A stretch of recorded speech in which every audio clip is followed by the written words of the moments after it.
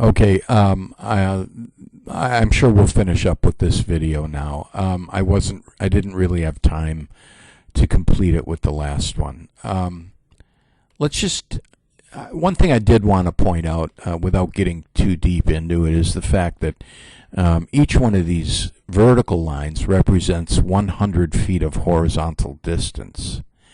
If you take a close look at the elevations over here, you'll see that in the vertical direction, the same distance from here to here in the vertical direction represents 10 feet, not 100, 10. So the only point I wanted to make is that there's some vertical exaggeration here. And in fact, it's a vertical exaggeration of 10 times. So the ground is not really this steep. That would be a very, very steep slope. The reason that civil engineers exaggerate the vertical dimension is because it makes it easier to see what's going on.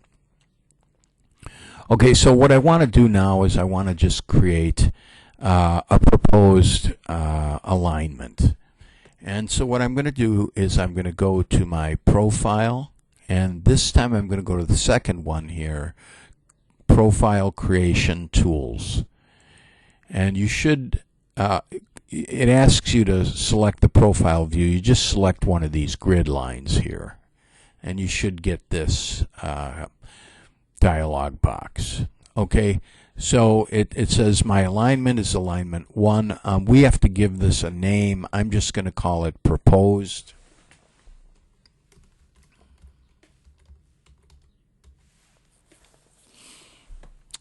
And then in the description, maybe I'll say proposed bike path center line.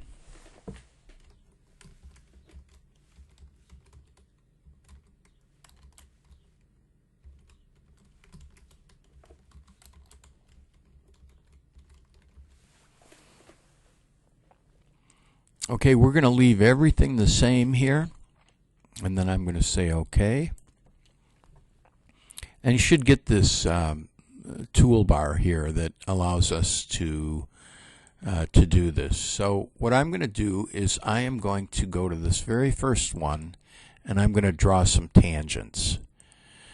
It's asking me to specify the start point, and of course I'm going to choose the start of our existing ground profile right here.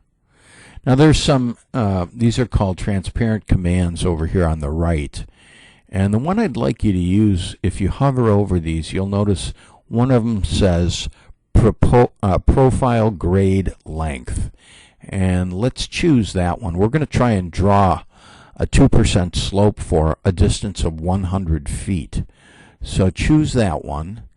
Now, again, for some reason, it asks you to specify the profile view. Just pick one of these lines. And then the grade will be -2. So -2, that stands for percent. I type -2. And then for the distance, it says specify the length. We're going to type in 100. I'm going to hit enter, and then I'm going to hit escape twice. 1, 2. And you see what it does is it draws that 2% slope in there for me. It's like I'm matching a cross slope of a roadway, let's say. And let's just look at this for a second. It goes from station 10 plus 00 to station 11 plus 00.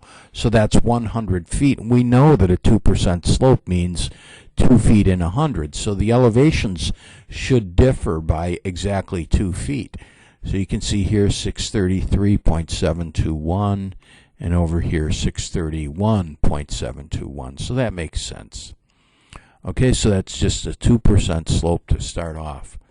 Now we're going to go back to that same command, draw tangents. And this one, I'm going to start right here. I'll use my endpoint object snap. And then this, I'm going to eyeball this one a little.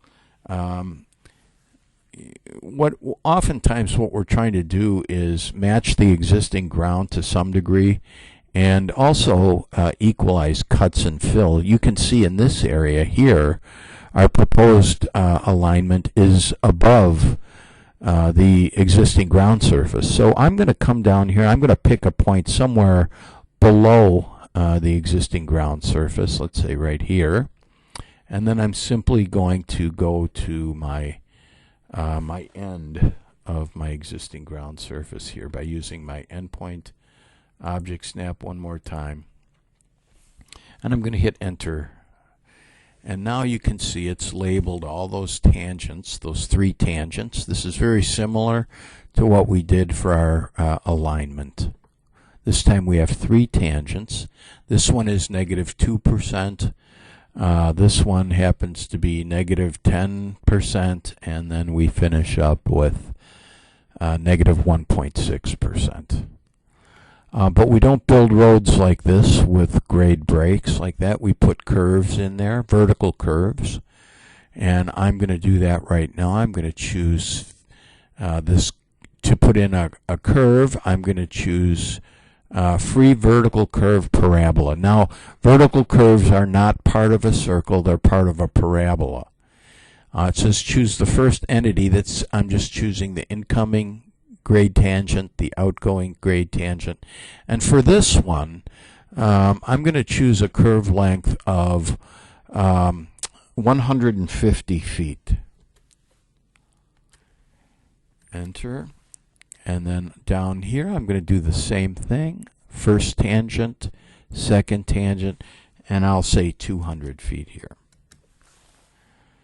And then I think I'm just going to right click, and I've got my vertical curves in here.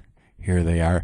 But I want to pull this information a little closer to the actual curve. So here you can click on that diamond shape and pull it down. Now I'm not requiring you to do anything exactly the same as I do here. You can see that it tells us the point of vertical intersection is at station 11 plus 00, gives us the elevation. Length of the vertical curve is 100 feet. K value is a way of describing the sharpness of the vertical curve, and it's the length of the vertical curve divided by the algebraic difference in grade. It could be thought of as how far do I have to go horizontally to change by 1%. In this case, it's 18 feet. And in this case, it's probably going to be a little more than that. Yeah, 23 feet. So this curve is less sharp than this one. So what I want you to do is finish up by creating this existing ground profile, which we did last time. And now this time we're adding a proposed profile, let's say for our bike path, which consists of 3 tangents that we just drew, and then we fit vertical curves to them. This is what I'd like to finish with this semester. Sorry that the semester turned out the way it did, but we pretty much covered almost everything we hoped to this semester. So I hope you guys have a great summer. Please email me your drawings as soon as possible. And have a great summer. All right. Talk to you next fall, I hope.